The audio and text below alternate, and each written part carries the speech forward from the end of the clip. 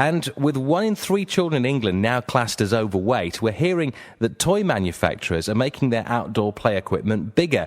Let's talk to Chris Martyn-Smith, who's the Managing Director of TP Toys in Stourport. Morning, Chris. Yeah, good morning, Tony. Your company is one of the UK's leading toy manufacturers. Have you been consulted in the need to adapt play equipment because of the changing shape of British children? Yes, we were contacted by the BBC a week ago, and we were aware of the fact that they were doing this bit of investigation into the changing size of children, and really wanted our opinion really as to whether or not product design and development have been impacted over the last 20 years, and if we had any examples of products that had changed.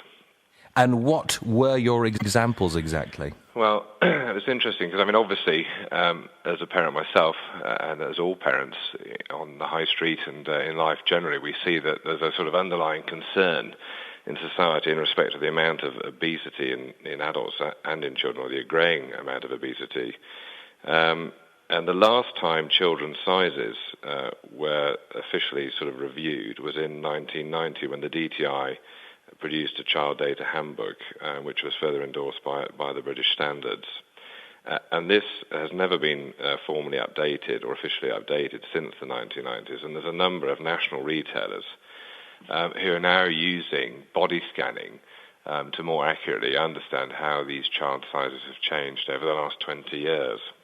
And how significant are those changes? Well, I don't know yet because they haven't actually produced the final conclusions, but I think everybody anecdotally can see around them that there have been changes in the size, both the height and the width of children. And in our own product design, there's 2 specific areas where we've seen this. One is in terms of children's swing seats, and the other is in terms of slides.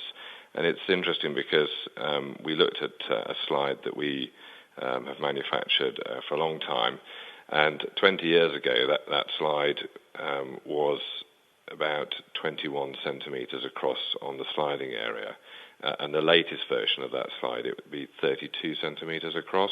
Good Lord, yeah. That's significantly bigger, isn't it? Yes, so it's about a 50% increase.